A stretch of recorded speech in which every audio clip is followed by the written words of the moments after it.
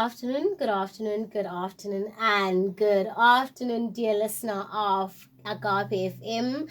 This is the Midday Talk with me, Masifunde, and I'm not alone. I'm sitting with Trevin van der Walt. Excuse me. I'm sitting with Trevin van der Walt of Urban Gardens. Let me just say, it is a sunny Wednesday afternoon in Gqeberha. This is Agape FM, where we bring the gospel nearer to you. This is the Midday Talk, where we bring you business people, movers and shakers, and most importantly, we bring you people that are making a difference within our society. And let me just say, today is no different.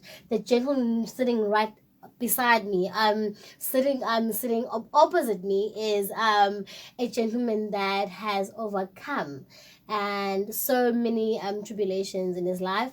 And if you are tuning live, thank you for tuning in, and please do talk to us. Let's have a conversation at 069 402 1131.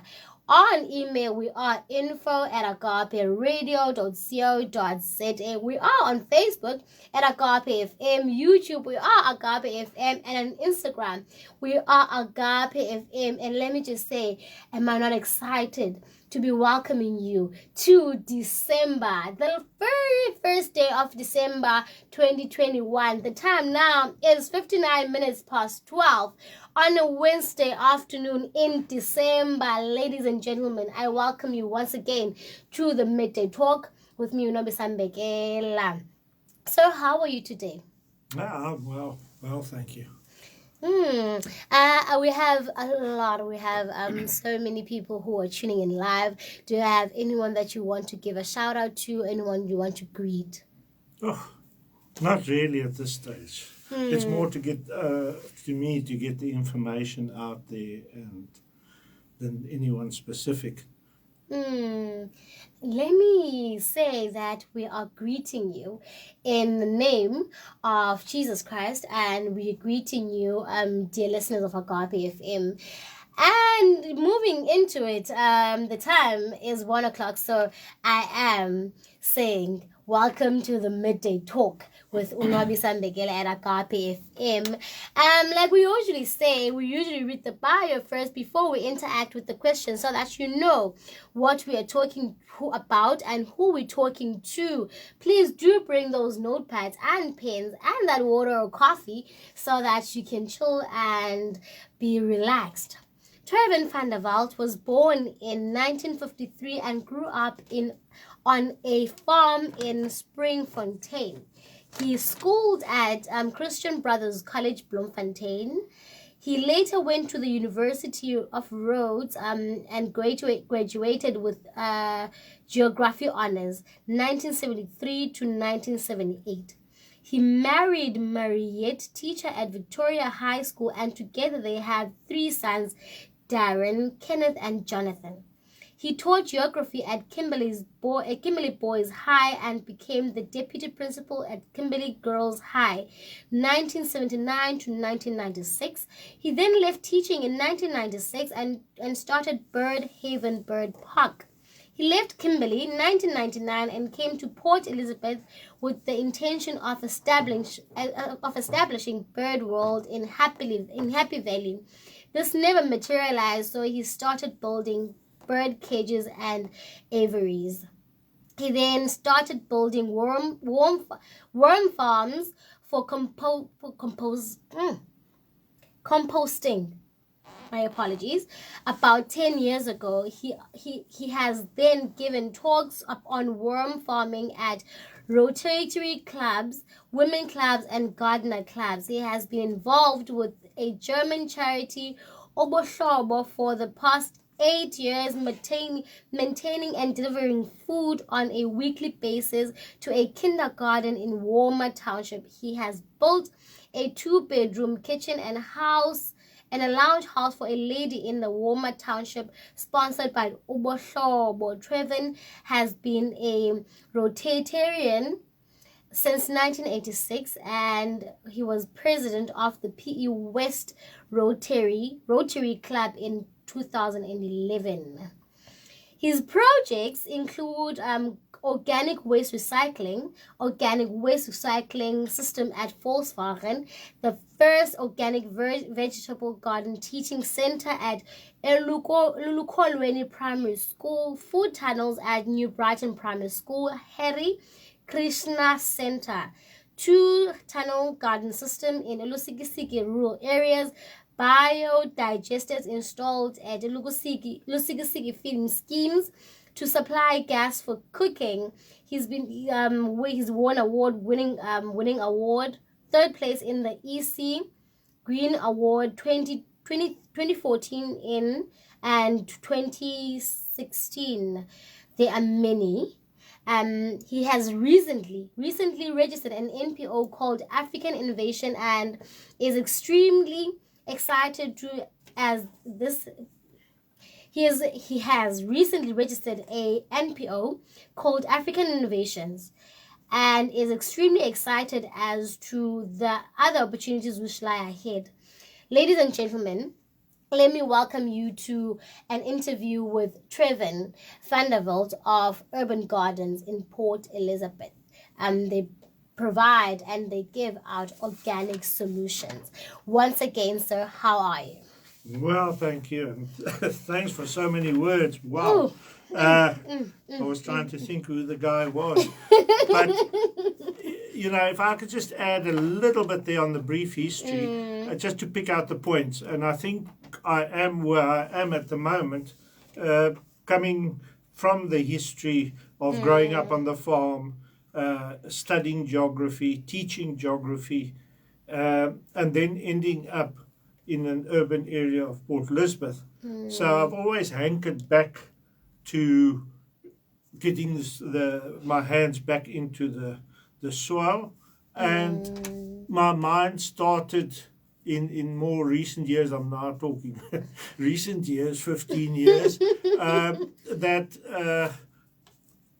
what I wanted to do, I wanted my vegetables to taste like my vegetables tasted on the farm. And secondly, I wanted my food, basically my vegetables, to have the nutrient value that it was intended for. My wife's an English teacher, and I've often heard the saying in English, an apple a day keeps the doctor away. Sure. Now, when that was coined, I would say it would have been true.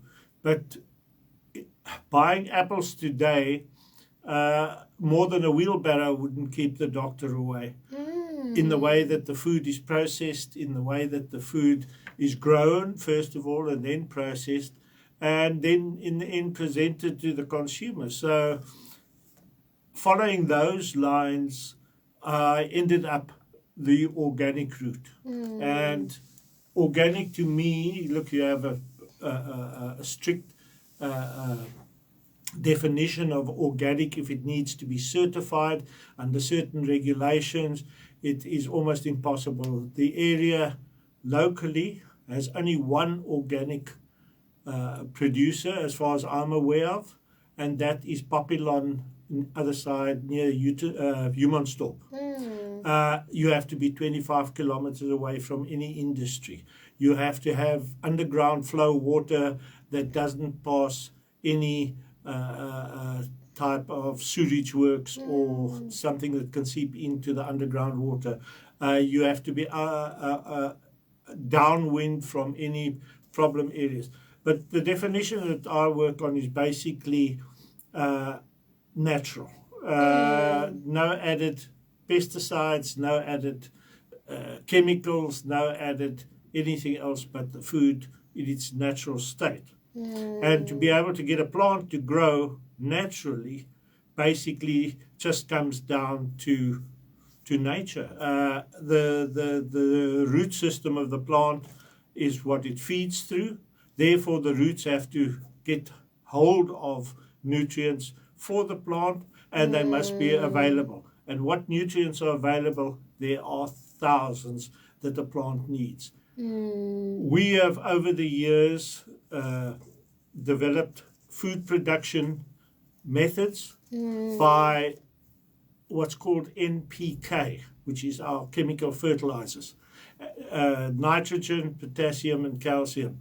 Those three chemicals would make a plant grow. But a plant needs many, many more nutrients than those. So we've been eating basically food that comes from being fed limited nutrients and minerals, and therefore the food is not sufficient to keep a body healthy, and people are suffering at the moment. So yes, that's basically how I got into organic vegetable gardens, building these structures and building the gardens.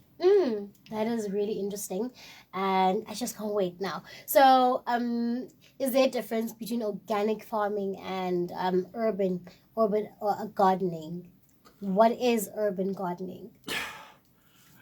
Yeah, look, your gardening basically is associated with domestication and your home. So if you're looking at a vegetable garden at a home, it is different to looking at a rural food producing farm.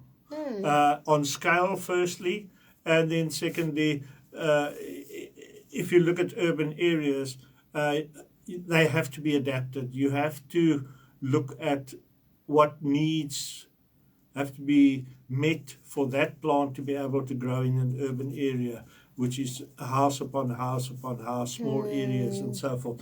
So different techniques have developed, but basically it still comes down to providing the plant with the nutrients and the minerals it requires.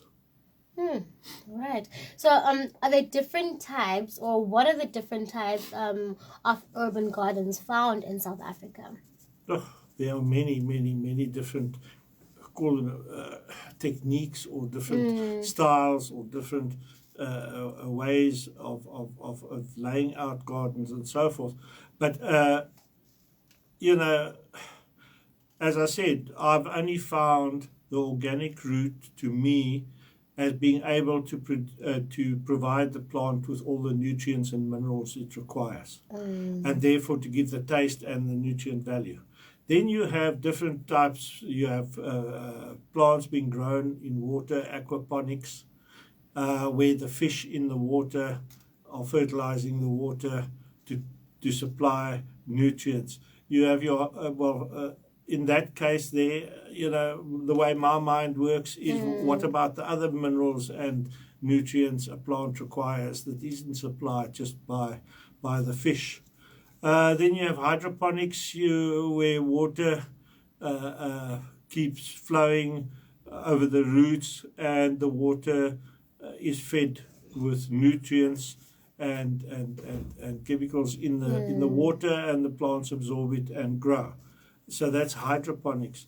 Aquaponics, hydroponics, both to do with water. It's very difficult in an arid country. It's if you look at Asia and Vietnam and mid-Africa, possibilities of using water as your growing medium would be much easier than reading up about the pipes that are bursting, and then there's no water for water supply in the Port Elizabeth area or Quebec area. So yes, you can use different techniques. I use an aquaponics dam where I have tilapia in a dam just to fertilize the water, but that water then gets fed out into plants that are growing in soil. And we have such a scarcity of water, especially in Quebec. It's become a problem, for both your field and for us to consume as well. So how do you organize your work? How do you plan it? How do you prioritize your work?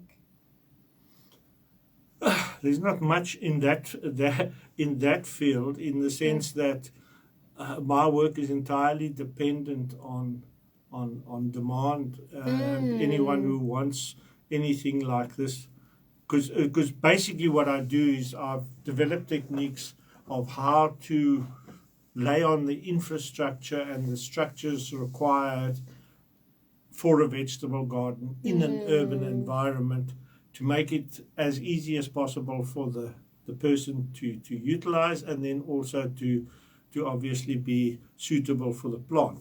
And when you move down to teaching geography now, without getting into a geography lesson, Southern Africa is classified as an arid country in global classifications, and it is definitely not coming near any agricultural classification for agricultural purposes, and therefore there are very limited areas in South Africa where cultivation can take place properly as it's supposed to be, and that would be your valleys along big rivers, and possibly, most probably, the savanna lands of the interior where our big maize fields and those type of crops are grown. But we're sitting in Kebega, and the soil is sand. Nothing grows in sand. So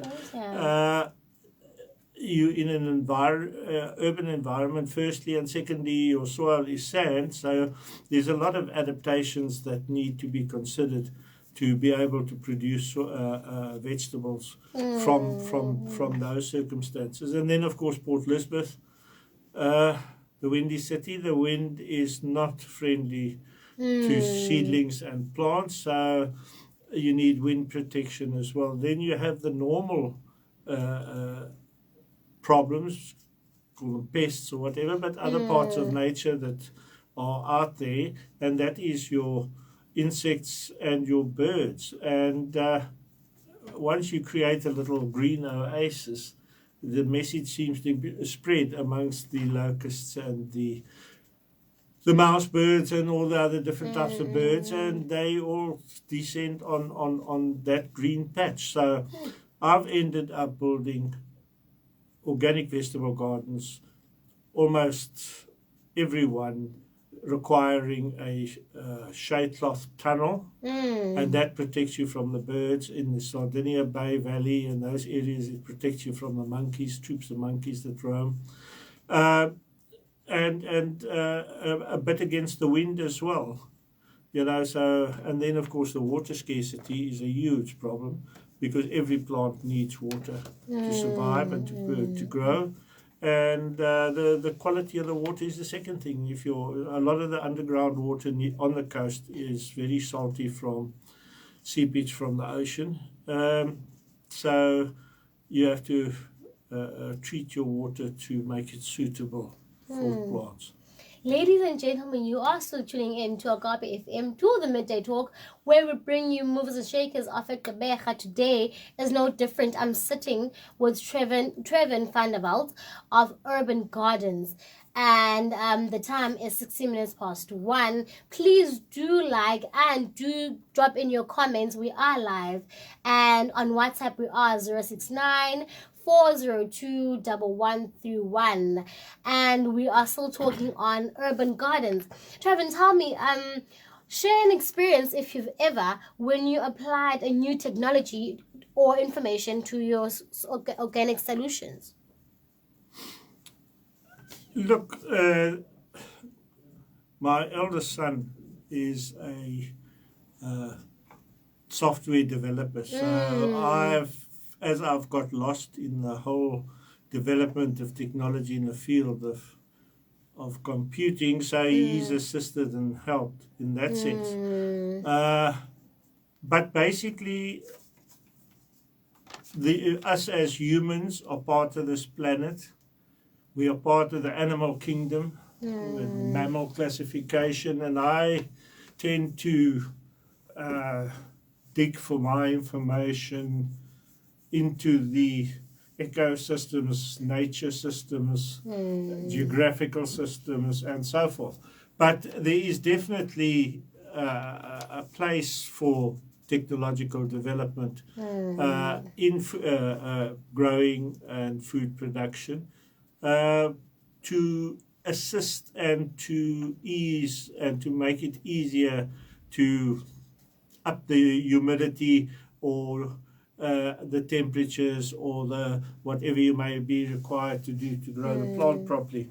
But yes, technology at this stage. I'm busy delving into a direction I started following about 5 years ago, where I saw the value of medicinal plant materials and herbs and so forth as an alternative to our medicines of the Western world and what we've developed to now. And there are a lot of sick people out there. So what you eat is vitally important. See it as a medicine if you want to, or whatever you want to see it as. But that is one aspect. But the other aspect is definitely in the field of natural supplements and natural assistance to your health. And for the last 5 years, I've been totally upskilling myself, researching and working into the field of medicinal cannabis. And it's amazing. It's endemic to our Eastern Cape. It's an incredible supplement, having experienced it by looking at nature again and seeing the use of it in horses and other grazing animals and so forth.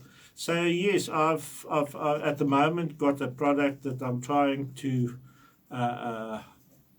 It's got to the formulation level now through lab testings, and I've got a bit stuck there at the moment. It's so difficult to keep going on design developments and different experimental and creative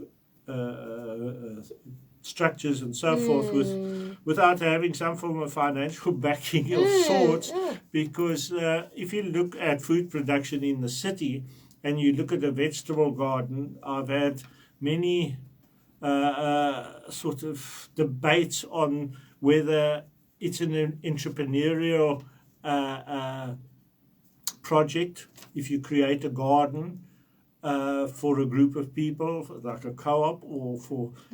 But I've sort of come to the conclusion that basically urban gardens are needed to be in nature of communal gardens,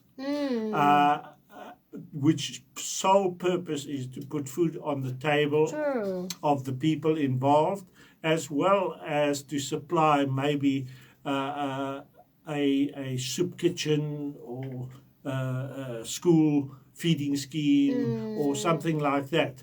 As far as being a pure entrepreneurial adventure, I don't think so. That would be left to producing food outside the city, where the small time farmers and farmers come into, where you can up your economies of scale.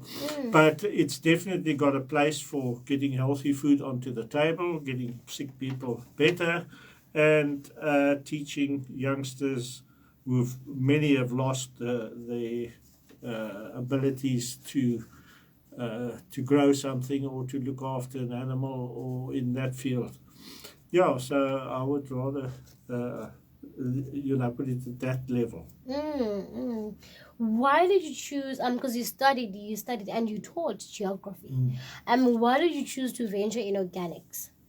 Well, it's all part and parcel, really. Geography is the study of the earth. The earth is our planet. It's got our vegetation growing on it. It's got our water falling from the skies sometimes, and sometimes not so often, and reasons given. But yes, it's all part and parcel of the same thing. So the organic is basically the living part of the soil, although the other part is as important, which I'll mention now. Your nutrients and your microbes and your all sorts of little creepy crawlies in the soils and on the planet's surface play a role. And then, of course, your animal contributions of manures and that type of thing.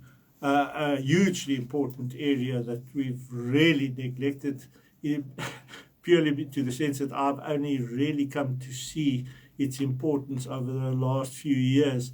and that is fungi and your whole network of fungi under the ground and the roles it plays. So yes, there's a lot to it. The other aspect that we need to look at or consider as well is that a person cannot just become a gardener overnight by looking at some YouTubes and reading a book. There's a lot more to it. But it can start small, it can start basic, and then develop further into something bigger. You also mentioned that in your bio or in social media that the soil gets upgraded. That's what I'm talking about. Taking this, basically, when I start a garden, because of a costing factor as well, getting your soils upgraded are not cheap. You limit the upgrading to trenches. There, where you dig the trenches, take the sand out, and basically replace it with mixed soils and composts into that area where the plants are going to grow, so that you don't find a whole half a hectare and then chuck compost and nutrients over the whole half hectare, and only plants are growing in half of it because the rest of the place you're walking on. So yeah, it's just a saving technique and how to, but the soils need to be upgraded. That is basically the food of the plant. Says a man that has done his research, and like he already mentioned that you cannot just become a gardener overnight. You need to do your research. You actually need to go into the soil as well and learn how it went on. So you also mentioned that you also provide training. Training to the sense that while I'm building the garden and constructing the garden, it's open to whoever's going to be running the garden to question, learn, and be told what is required, how many times you need to water, how many times the seasons of. When I went up to Lusikisiki, I realized that in the rural areas there were a limited number of people that could speak English or Afrikaans, and mostly Xhosa. So I actually translated the instructions for worm farms into Xhosa, but then also realized that from the older generations, a lot of the people couldn't even read. So I created also a planting guide, a seasonal planting guide, with pictures. So carrots are in this month, and they've depicted with a picture and so forth, when you can plant what. So yeah, those type of things you need to be aware of as well. And the training basically is, I'm online afterwards for any questions, queries, or cries of help. yes, cries of help. And you also mentioned that seed is medicinal. So guys, please also, if you need those guides, it is available, and you just need to speak to Trevin. How do we get you? How do we interact with you on social media? Are you on social media? Is there a number that we can contact? Yes, look, I've got a Facebook page, Urban Gardens, which when on the search column, search line, you type in the @ and one word at Organic Urban Gardens. One word, and it'll come up to my Facebook page. So most of that information, pictures, projects, everything there is on that Facebook page, and also access to email address and cell number, etc. And we just staying communicating through that, and eventually move to WhatsApp and emails, and then if required, I do a site visit before and discuss it with the people who want and what they want and how they want it. before we start any project or do anything. Once again, thank you again for coming through. Thank you again for giving us an insight on gardening. I didn't even know what urban gardening is. I didn't even know the difference and the types of it, but today that I know. And dear listener, if you missed any of those points, please do go into our social media platforms, especially Facebook and YouTube.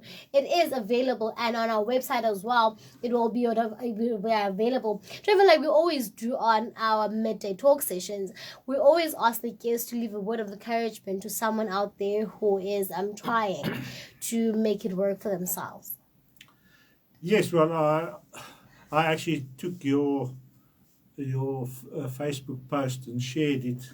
And I put a heading onto it. There's a lot. There are things happening other than COVID. So yes, keep your gardening going, keep your food production going. It's not always easy, but it's very rewarding.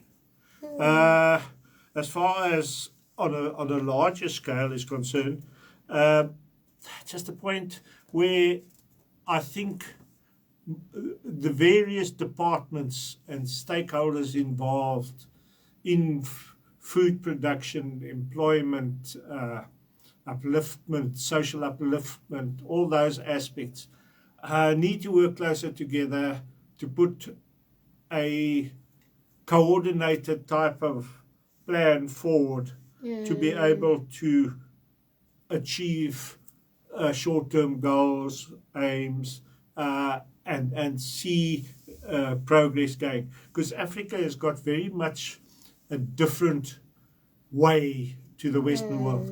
And African ways need to be applied in Africa. And to me, the way is many small units and a hub to supply, and then another lot of small units and a hub to supply, rather than one huge conglomerate processing factory, corporation type of systems.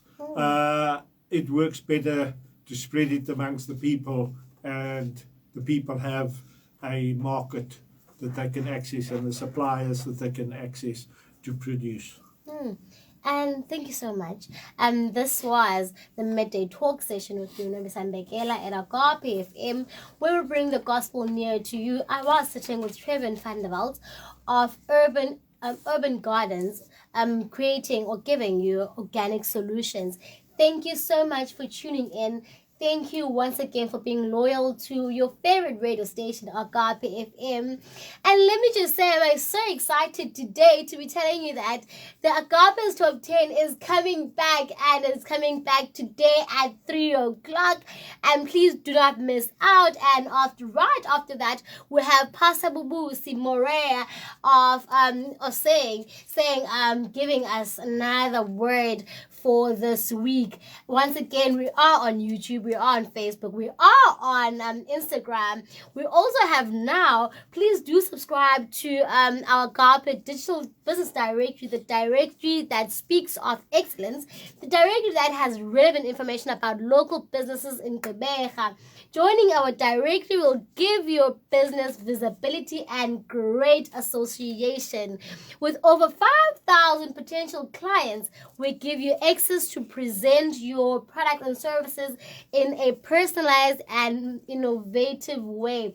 To subscribe, please contact us on 069 402 1131. Alternatively, send us an email to info@agaperadio.co.za. We are on Facebook at Agape FM, YouTube we are Agape FM, and on Instagram we are Agape FM. Please do not touch that dial. Please do stay tuned. We'll talk more for another midday talk on Friday, bringing you another lovely guest. Like I always say, we are simply devoted, and we are very devoted in bringing you all the business information that you need. I am Masifunde. This is the midday talk. I'm at Agape FM, bringing the gospel near to you, and I'm leaving you today with Sinat saying simply devoted. Please do stay tuned for Agape Agape's Top 10, and Pastor Moray. From me, I'm signing out. Goodbye. There you are.